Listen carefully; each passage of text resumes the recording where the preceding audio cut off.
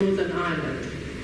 With fascination for rugby originating from his postgraduate studies at Stellenbosch University, Dr. Allen's interests include globalization and the identity of sporting groups and nations. So I think you're in for a treat. Thank you.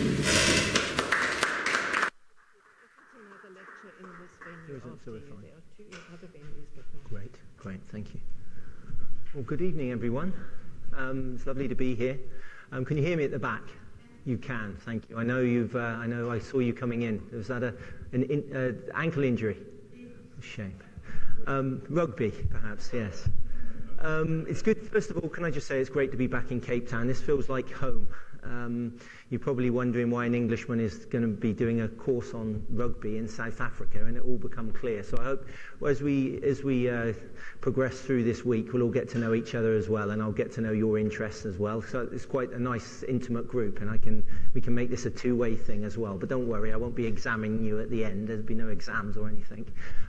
It's called Beyond the Try Line because rugby really is I would say my first passion in terms of academic study, because I don't know what they call me, a sports historian, I suppose, a historian that looks at sport. But I think sport is one of those important things in our culture that has been raised in modern times. So when I arrived, first of all, in South Africa, I'll give you some of my background. When I first arrived in South Africa in the mid-90s, I went to a place called Stellenbosch University, and I started an undergraduate degree as a PE teacher in Cardiff, and I was a mature student. You're probably working out my age, aren't you? I went to university at the age of 27, so I'm the first in my family to go to university. So with a PhD in a book, etc., I feel it's an incredible privilege. I still pinch myself that this is the journey that I'm on. I found myself at Stellenbosch because we're all friends here. It was a lady in my life, that's what it was. I met a South African back in the UK, and she was a dentist, an Afrikaans dentist. Lived in a little place called Welgemoed in the northern suburbs, as you know, and she introduced me to Cape Town in South Africa. She was the one who said, why don't you go to university? So she inspired me, changed my life in many respects, and when I arrived in South Africa, that changed my life, because I'd signed up to do a sports degree at Cardiff, another obviously very famous rugby city. So wherever I've gone, this game has really stayed with me. Now, I know you said, are you a rugby player yourself? Well, I did play at school, but I went on to play that awful game football in my older years. That was my game that I played at a decent level, but I love all sports. But I realised when I arrived at Stellenbosch that rugby was at a different level here in South Africa, and that's what we're going to do this week. We're going to look at rugby, what I called it Beyond the Try Line. Because, okay, I'm sure you're rugby fans, some of you, but I'm not going to go into sort of who scored the best try in 1952 or what was the average crowd at Newlands in the 70s. They're stats. I'm going to look beyond the try line, and I'm going to look at how this game evolved and how it really sits here in South Africa. So if we go through the programme this week, hopefully you can see that this is certainly a lot to do in a week, but I've made sure that I've tried to cover most things, but if you'll forgive me, I won't be able to cover everything. So that's where you come in. I'm sure with your questions and interaction, I can certainly learn some stuff this week. That's all my contact stuff. As I said, my claim to fame is writing that book. I don't know if you've heard of a little place called Mikey's Fontaine. When I did my undergraduate degree at Cardiff, my dissertation was Afrikaner nationalism and rugby. I went on to do a master's degree at Stellenbosch looking at sport during the Anglo-Boer War. During that time, I realised there was a massive gap in the history of cricket, and that led me, of course, to this quirky little place out in the Karoo, Mikey's Fontaine, because as legend says it, that was the place where the first cricket match took place in South Africa. Unfortunately, that's not exactly true, but it's not far off the truth.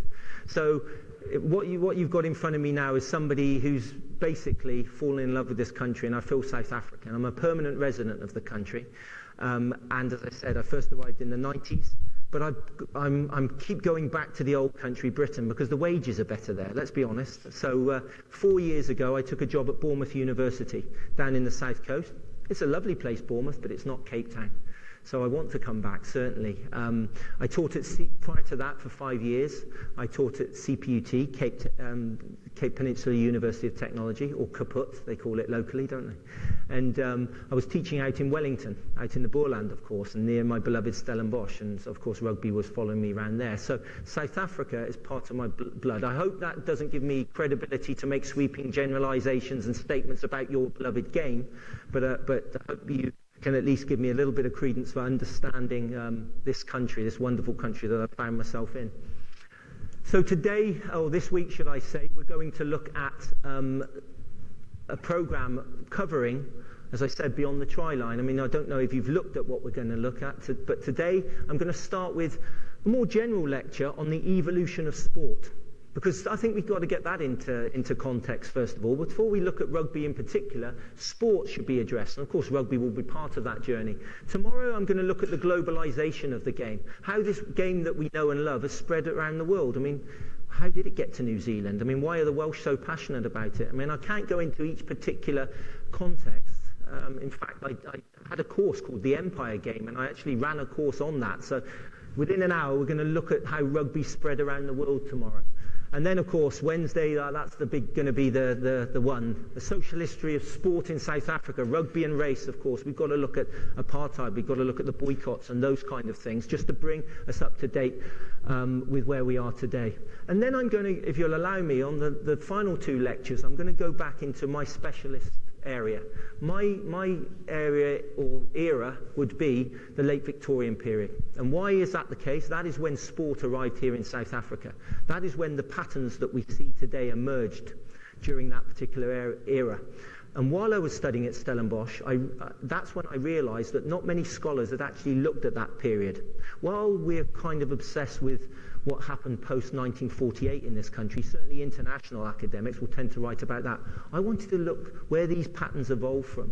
And that's where the British, of course, brought their sports around the world, and they arrived here in South Africa. So I'm going to look at how, and it's a wonderful title, isn't it? Beating them at their own game.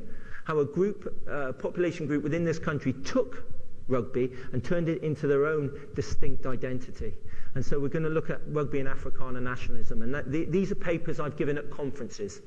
So you'll notice a shift in the style. Perhaps I'll have my notes in front of me, and we'll go into a bit more detail because you're nice and warmed up by then, Thursday. And then on Friday, we'll finish off on a positive note, rugby and reconciliation. And we're going to look at the first Springboks and how that tour in 1906, how it was actually used as a tool of reconciliation in this country. We're all aware, of course, of the image of Nelson Mandela in 1995, and we're bound to cover that. But what was happening earlier? So that's what we're going to be covering this week. So hopefully you'll enjoy it, and you'll see that I've tried to encompass a lot of material in this particular course. So thank you for coming, and thank you for joining me. So today we're going to start with the evolution of sport. Now this is a lecture that I give to my second, third year students in sports history. Because often graduate students who sign up for a course on sport, they think they know everything. But of course they know about today. Where did this thing that we all love and know, sport, where did it come from? How did it evolve? Now, I've only got 50 minutes or so. I'm not going to be able to do time travel and go through each particular era. But what I hope to explain is that there were certain patterns that had developed. So today we're going to look at how modern sport evolved prior to development by the British Empire.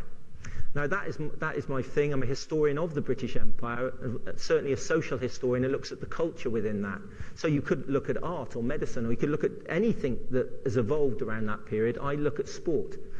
And the 2 main sports for me of the empire were cricket and rugby. So that's why my expertise has sort of lent itself there. Even though I love the game of soccer or football, let's call it football, I've left it alone to other academics because I don't really want to analyse it too much. It will probably put me off the game. Whereas rugby and cricket were certainly the games of the empire. What I want to show you is to understand sport's link to changes in society. Because as society changed, so did sport. And as sport changed, society was changing at the same time. So just to give you an example, if society is violent, sport tends to adopt those characteristics. So we've seen that throughout the ages. We're going to look at sport throughout the ages quickly to give you a few models. There are a few scholars that have actually looked at sport and how it's evolved, and obviously used rugby as a lens. And then we're going to look at the factors influencing the development of modern sport, including rugby. So that's what we're going to do today. So let's start off by defining what modern sport is. Now, you think of sport as I said, football, cricket, netball, hockey. But where did they start? There was something that was happening before that. Broadly speaking, modern sport as we know it today was created in Britain during the 1860s, 1850s, mid-19th century. But what happened before then? Well, people were active, of course, and they played forms of sport, but not necessarily the forms of sport we see today. Before that came what Malcolmson suggested was something called popular recreations. Now, if you can picture these were the games of folk football and mob football that, disorganised, hardly any rules, very small and parochial. Somebody else called them medieval sport. So before our forms of sport today, Alan Gutman said medieval sport existed. Dunning and Sheard in 1979 said no, they were called folk sports. Now, whatever you term it, we know that before today's form of rugby or modern sport, there were these forms of activity taking place. Now, that was what you'd see in any street or town prior to the Industrial Revolution. You will see people being active. Maybe it does look like your local rugby game, I don't know, but what are the rules to something like that? I mean, what took us from this activity, which took mobs and mobs of people, no doubt injuring each other, from one side of the town to the other, chasing some dubious object for the sake of what we would call leisure or sport? Well, we've gone from that to, of course, here just up the road, our beloved Newlands, where this highly organised facet of modern activity, which is sport. Now, I believe to understand how that evolved, John Horne summed it up. To clarify the differences between the older and modern forms of sport is necessary to able to understand the changing nature of society to which those sports form a part. So to understand how mob football evolved into rugby, we have to understand what was happening in wider society. And that's where my work has come in, because I tend to switch off to historians of sport who just look at stats, playing records and those kind of things, because they have a purpose. But surely we're looking beyond the try line in this week. So that's what we're going to do. We're going to link rugby to society and what's happening in the wider sphere. So we're obviously going to talk politics. We're going to talk racism. We're going to talk issues to do with gender, etc. That's something that's important to keep in mind as we go through this week. So let's look at what formed those kind of processes. Well, folk sport, we'll call it folk sport. I'd rather call it that. I mean, medieval sport suggests it's from a particular period. We'll call it folk sport, popular sport.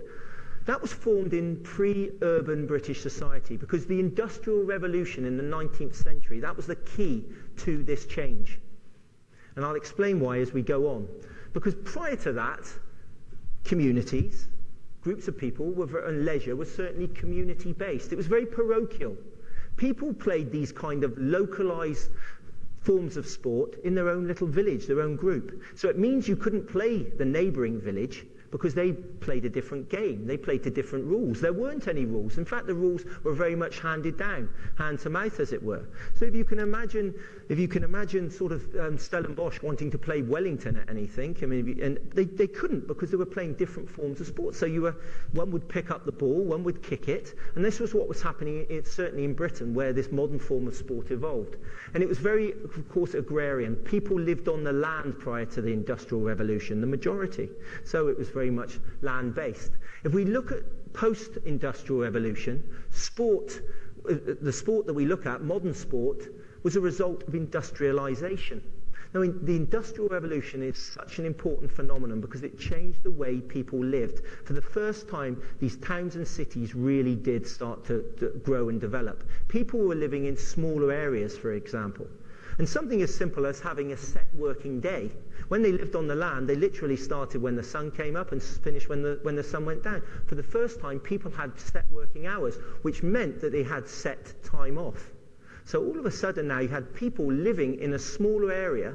Imagine the tensions that would create with time. So for the first time, there had to be a way of looking at this, and that's how modern sport was created.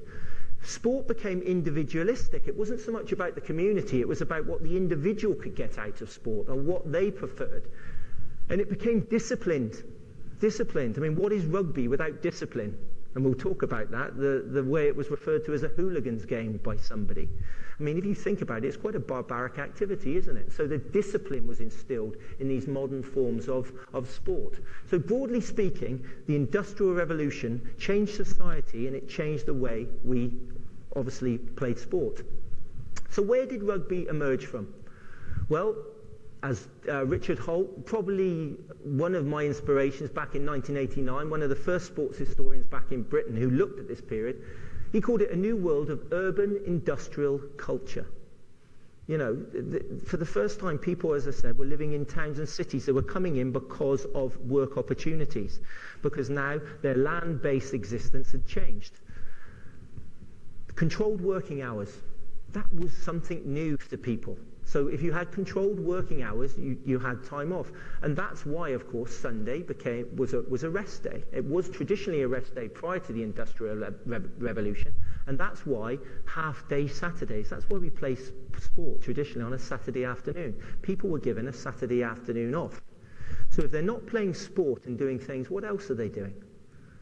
Well, they're spending time in the pub or gambling or perhaps animal sports and all these kind of things that weren't conducive to a productive workforce. Now, this is what I have to teach my students sometimes. They see the world in these glowing terms. And I say, why do you think the powers that be wanted people to play sport? And they'll say, oh, because it's fun. And it keeps them healthy. I said, well, you're nearly there. Well, the real reason was it made them productive. Made them a healthy workforce. And of course, they were controlled through that. And that's something that a lot of conflict theorists in terms of sociology will look at sport. And they'll think, well, it is a controlling factor in our society. Maybe that's something we can explore as we go on.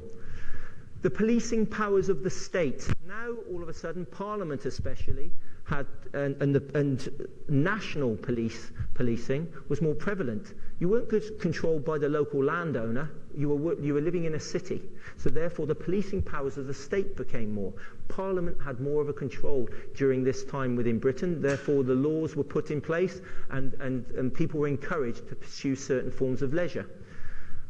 Space itself, if you think about it, just thousands and thousands of people now living close together. You didn't have these wide open fields. You didn't have these towns where you could just maraud through with your ball playing this folk football. So that's where recreation parks came from. They hadn't always existed. It was the Victorians that created recreation parks. You know, what we see. So in any major city or town, in modern life, we have places of recreation. So if you have limited space, you have to organise what happens on those spaces. So that's why sport was designed in that way as well. Public house leisure is always an important thing. Pubs were a part of British history. But of course, we saw this evolve. So instead of being a place of deviance and immorality, pubs became a place where a local football or rugby team emerged from. And sport was encouraged through that. And that was a result of urbanisation as well. This is one of the main things we're going to talk about today.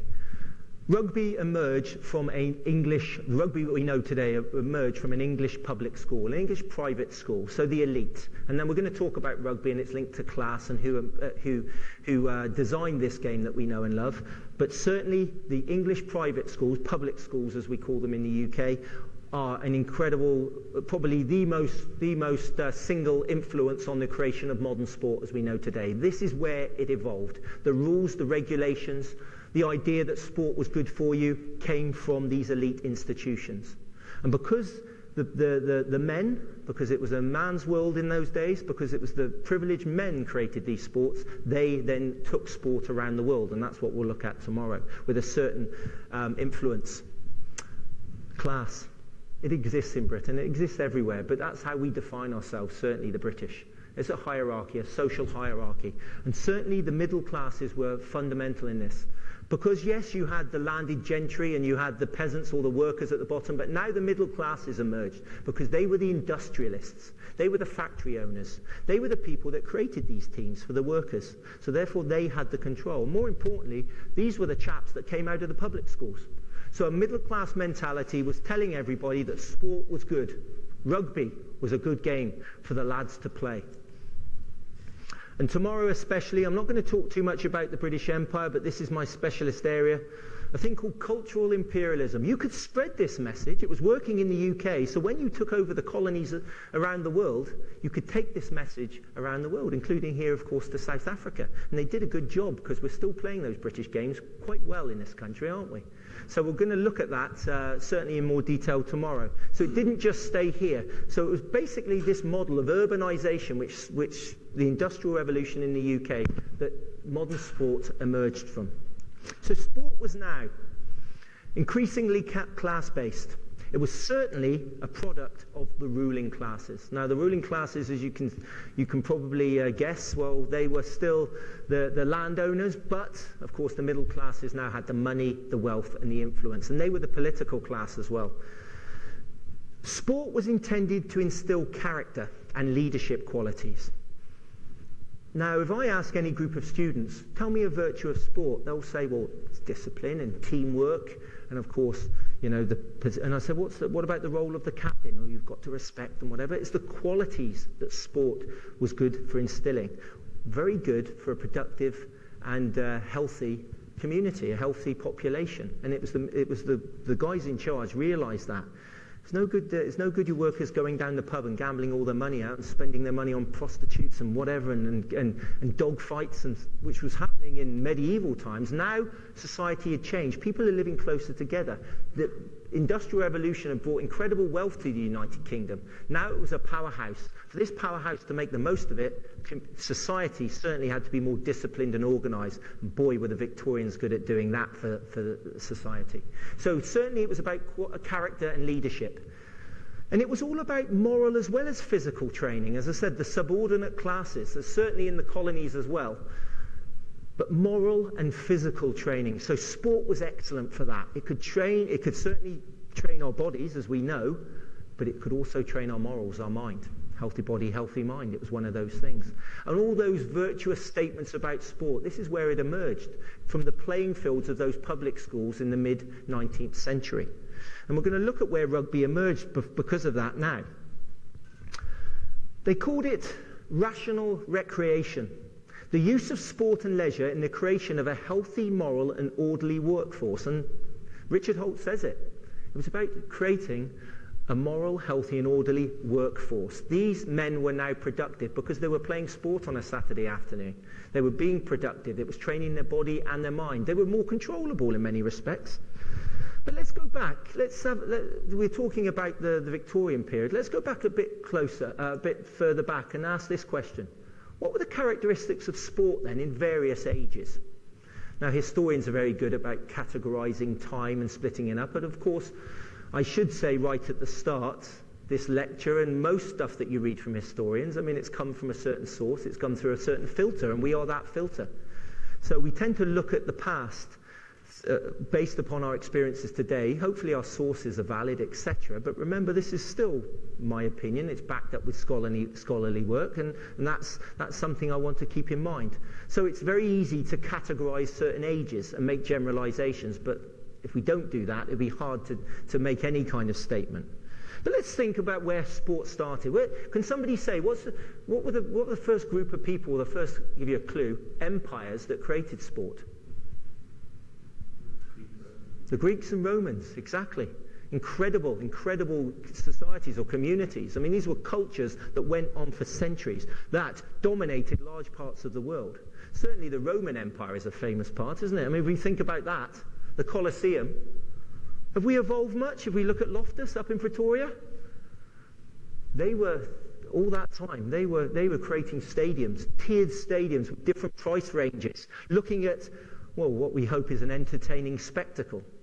And, all right, we'll look at what that involved, but sport through the ages, perhaps it has changed, but in many respects it hasn't. If you look at society, if you look at Greek and Roman society, very organised, you had a hierarchy, a control of the masses. Certainly a healthy army was a productive thing as well, and we'll look at that later on today. So perhaps the two activities are pretty much linked if you think about it. One involved a lot of bloodshed. The other one perhaps involved swords. They both were very similar.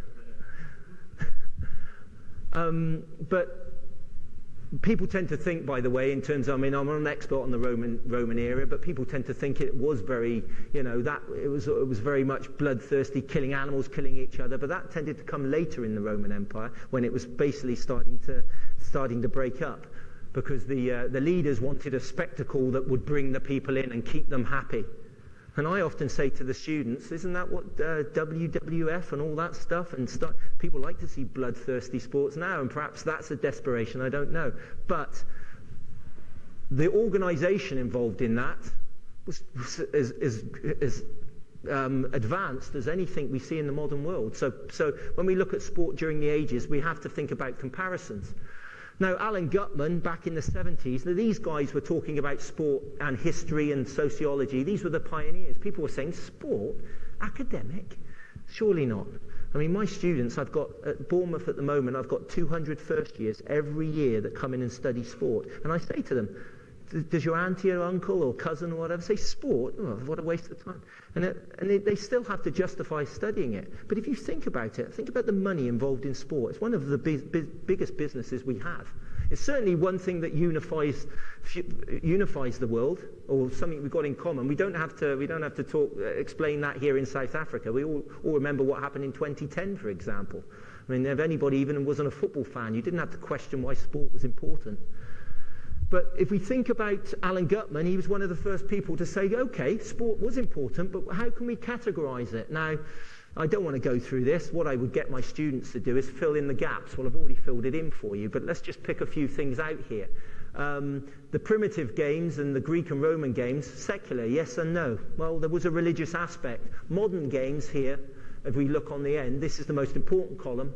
Well, arguably they're not based upon some kind of offering to the gods. The Greek and Romans, that was a part of it. The offering may come in different guises, but certainly not to the gods, not obviously. Now, if we can just focus on the last two columns, medieval and modern, well, as Gutman said, certainly medieval sports weren't equal. If you were the biggest and the toughest, you won. But if you think about modern sport, you don't put a lightweight in with a heavyweight, do you? It's got to be equal. You don't expect the Stormers to play Wellington's thirds. No, we put in an equal side team. So it's very much about equality. Specialised? Well, certainly modern sport is specialised in terms of positions and whatever. Rational? Yes. Bureaucratic? Geez, modern sport is very bureaucratic. But they're right in saying that the Greeks and Romans also had a bureaucracy. They would also say that these were quantified. Certainly that we've got results from the Greek times. We're all about numbers and figures and stats. Certainly the cricket boys are, that's for sure, when I give my talks in the modern game. And finally, were these recorded? Well, generally speaking, that's where we're very good at. We know what was happening during modern sport. When sport started, those organised leagues, we can go back and see the stats, can't we? And that's what the historians like. But that's an interesting thing in terms of generalising or comparing ages. I wanted to look at this, though, with Dunning and Sheard. They suggest that folk games were local and informal. I would say yes. Modern sport, rugby certainly today, has formal organisation at a regional, think about it, Western Cape, national, South Africa, or regional Cape, the Cape, national, South Africa, international, the International Rugby Union or the board, and they would take rugby around the world. If you think about it, all sports have that regional, national and international level of organisation. The rules are important though. In the olden days, there were simple unwritten rules. It was led by tradition. It was basically what your village did, what your father told you. Now, of course, sport is all about bureaucracy, these elaborate rules, no more so than rugby. I mean, I admit, I still watch a rugby game and I have to ask the guy next to me, why? Because rules change and it's the nature of the game. It's one of those things that we look at. We know that modern sport has equality and fairness, as I said, but certainly there's a high division of labour. That's why you have the small, they're not small anymore, the winger I was going to say, they're not small, they're all big athletes nowadays, but they're a different division of labour. That's why you have the positions in the up front, the forwards and the backs, okay? The full-back has different abilities than the scrum half, etc. Whereas in the old days, there would be little player specialisation. It was generally left to the biggest and the fastest and the toughest. There's a loose distinction between playing and spectating. And if you think about it, at the top here, If you went to Newlands and suddenly thought, I fancy a game, and ran on, you're going to be stopped, aren't you? Well, in the olden days, if you're observing this mob football, you just joined in. And that's a simplification, but that's how it was. There was no control by anyone called a referee. Okay, the game was controlled by the players themselves. You could argue that some rugby matches are still controlled by the players themselves, but we know that the referee is respected in rugby especially. Now, the violence is an interesting thing. There was little restraint. It was physically violent. You could say that rugby is a violent game, arguably, but we know that socially, violence is not tolerated. And there isn't a level of control in modern sport. I'm not talking about rugby in particular. I'm talking about sport generally here. There's an emphasis on physical force in the olden days. Perhaps this is what Dunning and Sheard suggests. Do we emphasize skill over force? I don't know. Every now and again, there's a sportsman or woman who comes up and who's just a throwback from the olden days. The example I always think about is Mike Tyson in terms of boxing. Didn't he just fascinate us because it was just like this brute force? So we've still got this fascination. But generally, it is your Ronaldos and Messis and your wonderful fullback or fly half that gets the attention because we emphasize skill. Group identity, perhaps modern sport is all about individual identity. We tend to think about the individual before the team, and this, of course, has changed massively. This is why sport is so important. The potential for earnings, it's a massive business, of course, and we'll look at professionalism as we go on. So now I've given you a little bit of background in terms of sports evolution, as it were, and it's hard to do in a whole degree, let alone in half an hour. Let's look at rugby's timeline and just get the early stuff out the way so we know where we stand. Because, as I said, what I've tried to do this week is to pick out some key dates in rugby's timeline. As I've said first of all, where's that jumped ahead? Sorry guys, it's missing out. There we go, that's the one. As I said before, between roughly 11 and 1800, many forms of football, as it was called, and we'll get to why it's called rugby, was played. It all happened here. This is where it started, at a place called Rugby in Warwickshire. Now, I've been to conferences where grown men have nearly come to blows over the origins of rugby and who was the first man to pick up a ball and whatever. It's not my specialist area. So please, if you're passionate about this, I'm going to just say it's an argued or a contentious area. We haven't got time and it's not really my area of interest to cover. But what I will say is this man, the Reverend William Webb Ellis, who I'm sure you've all heard of, was reportedly the first student at Rugby School, a public private school in the Midlands of England, who while playing their localised game of football where everything went, he was the first guy to pick up the ball and run to the other end because the idea was to get that ball from one end to the other. We'd call it the try line. And prior to that, nobody had really used their hands. This guy supposedly was the man who picked it up and ran. Now, as I've said, historians have argued about that ever since. In fact, letters have come out and saying it was a myth that was promoted. But you know how sport is built. The legend of sport is built on folklore. It had to start somewhere, so we're now playing for the William Webb Ellis Trophy, of course, aren't we? Wouldn't it be bad for business if somebody really did say, Webb Ellis, he never played once, this game? We do know that in the 1830s, certainly rugby adopted that form of football. Now, you're probably thinking, well, I've made a big thing about the 1850s and 60s. Yes, these forms of folk and medieval sport, as we've said, did exist in these elite institutions. But this was the most important date, because in 1845, a group of students got together and they wrote what we know is the first written code of rules of what the game was going to become, rugby. So they called it rugby, the way it was invented. So in 1845, it was defined by the writing of a set of rules. Now, I suppose you can probably think about their motivation. I would say their motivation is, like most young men, they want to prove they're the best at something. How do you prove you're the best? You've got to have a competition. And to play others, or another school or institution or group of men, you've got to play the same rules. So they decided, let's codify this. And if you think about it, it's no different what we used to do in the playground, is it? You used to make up our games as kids, make up the rules, and whoever had the strongest rules tended to dominate the game. So that was what was happening at the time. But rugby, this place, as is celebrated today, on this actual pitch, they say, is where the modern game was invented during this time. It evolved. It evolved. We know that the first recorded match, for example, in Scotland, a hotbed of rugby, the Scots took rugby. Edinburgh University versus Edinburgh Academicals. Now, of course, games were being played prior to that, but again, it's this idea of recording something. If it wasn't a formal game, now, of course, there's nothing more important than rugby today, but perhaps it wasn't seen like that. It was something informal that groups of men did together, or certainly groups of students. But we know in 1857, Scotland started to play this game that we now recognise as rugby, using those rules defined in 1845 from rugby school. As I said, this is really difficult to pick out key dates, but hopefully I'll give you a flavour. 1863, now this is important.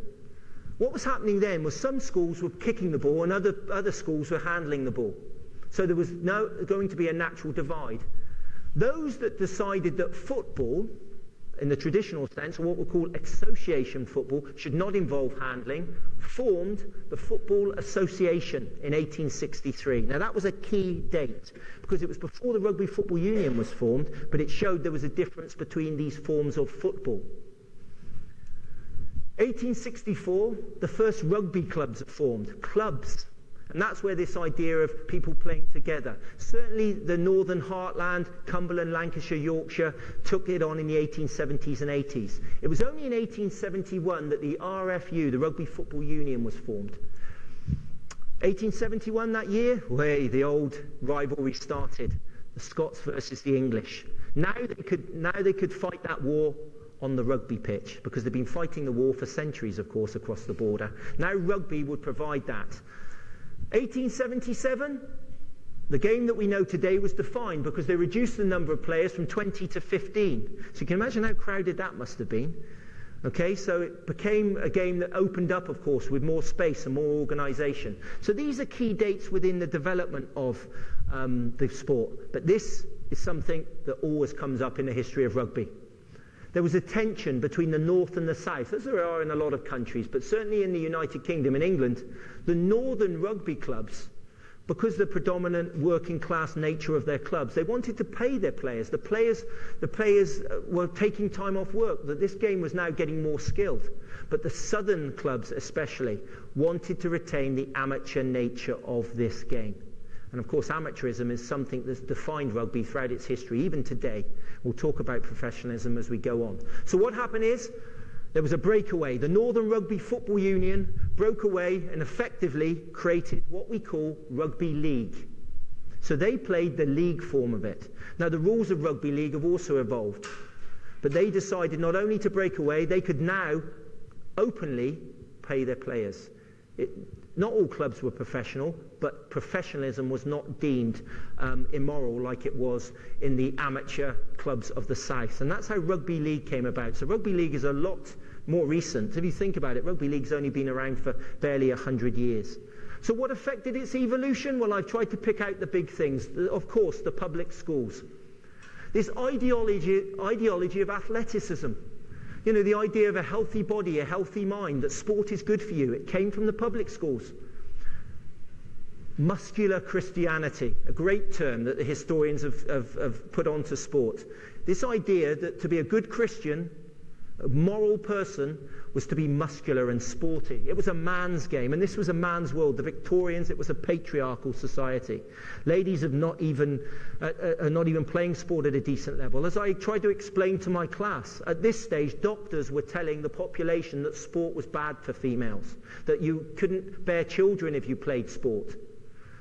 And that's because society was different. Therefore, sport reflected society and vice versa. So when we look at how equal, or we think equal society is, or wherever, it tends to reflect in sport. Muscular Christianity was important. Victorian discipline. The Victorians were all about moral training. And we see that.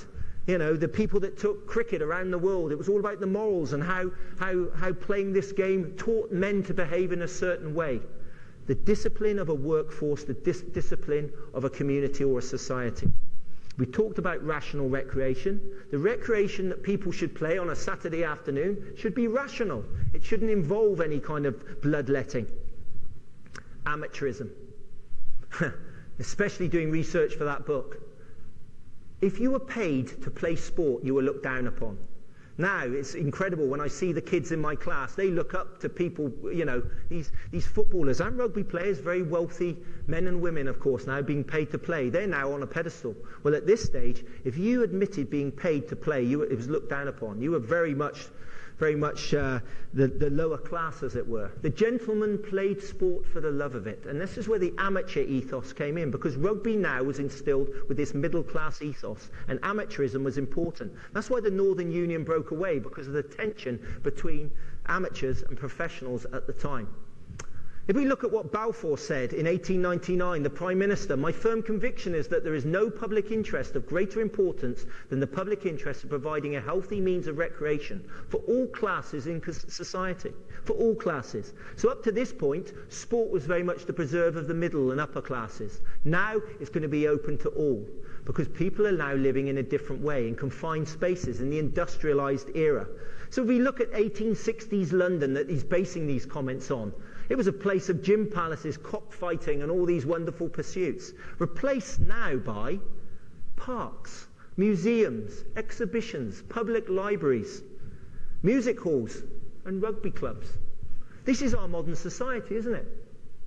That was replaced by this. It was the Victorians that did that, and sport was part of this revolution. So, gone are the days if you like to see a dog attack a bear in a pen and bet on it.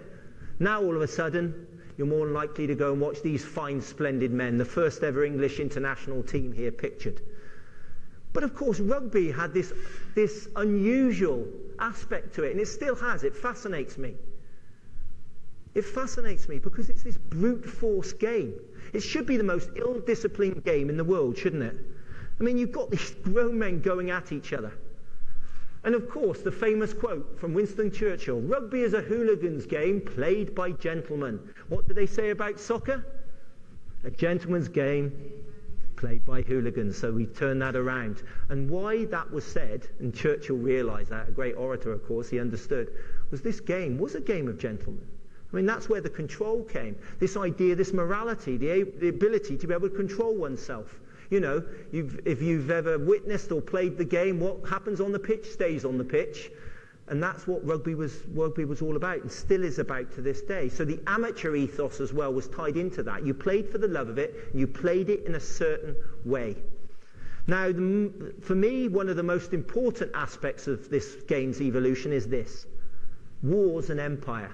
Now, this is where my interest lies, and we'll look at this throughout the week. Well, where was this game also important? Sport was not only good for training a healthy workforce, it was also good for training a healthy army. Because at this stage, Britain was a powerful little nation. It was starting to reach out around the world to increase its influence. The British Empire, of course, and we'll look at that tomorrow. But we only have to look at the Greeks and the Romans. They trained their armies through physical activity. The Olympic Games was a military exercise back in the Greek times. The British realised that. If we could train a healthy population, we also had a healthy army. So war and empire was important. So when, for example, now, we'll talk about the South African War down the line, but let's look at the First World War. We've now got sport that's entrenched in our society. So how did sport come up during the First World War? Well, all of a sudden, people were expected to down the ball and pick up a rifle. But was it that clear? And if we look at our evidence during that time, we can understand that sport was intrinsically linked to society. This is an incredible cartoon that appeared in Punch. It's a famous one. October the 21st, 1914, the outbreak of the First World War. We have Mr. Punch speaking to an association footballer, a soccer player. The greater game, it's called. Mr. Punch to the professional player, it says. There's the key. This guy is earning money for playing sport. He's looked down upon. He says, no doubt you can make money in this field, my friend, but there's only one field today where you can get honour. So you're expected now, as a loyal subject of the British Empire, to down the ball and actually go and serve your country. And this is where the divide between rugby and football really did increase, because it was not only seen as a professional amateur thing, it was seen as a class thing as well. Because rugby at the time, of course, you didn't need to question. But where does this idea of sport and war come up? Well, we see it if you look at literature, if you look at sort of art, and you can see the link. Certainly at this time, the Victorians were very keen on keeping sport virtuous. You would have heard of this, I'm sure, Vitae Lampada by Henry Newbolt. The famous passage. The sand of the desert is sodden red, red with the wreck of the square that broke. The Gatlings jammed and the colonel dead, and the regiment blind with dust and smoke. The river of death has brimmed its banks, and England's far and honour a name. But the voice of a schoolboy rallies the ranks. Play up, and play the game. Just in that prose, of course, we can see the link between the game and one's honour. The voice of a schoolboy rallies the ranks. There's the key thing, because that lesson was learnt on the playing fields of the public schools. So rugby, of course, what was happening in the First World War? Well, as we've seen throughout the history of this game, of course, rugby players knew where the priority lay. And I think this particular advertisement says it all. This is not the time to play games, said Lord Roberts. Lord Roberts, the famous British officer during the South African War. Rugby union footballers are doing their duty. Unlike that awful football game, soccer, 90% have enlisted. And this is an interesting stat from the Times. It says every player who's represented England in rugby matches, rugby international matches, has joined the colours. Every player that has played an international game for England is now putting down their life for their country on the fields of France and elsewhere. So it says, British athletes, will you follow this glorious example? And that's where rugby was special. It was entrenched by this distinctive characteristic. And that came from the way it evolved, where it evolved, and how it evolved. The fact that it was always been seen as a moral pursuit, played in a certain way by a certain, can we say, class of person. And this has been instilled in rugby's folklore as well. Now, the way the game has changed is something we're going to be covering. And the way the game has changed, of course, is this final thing, professionalism. Rugby, because it's such a popular game, perhaps it was inevitable that during the mid-90s, it succumbed to officially accepting professionalism. Now, if you've ever played rugby at a certain level, perhaps people were getting paid anyway.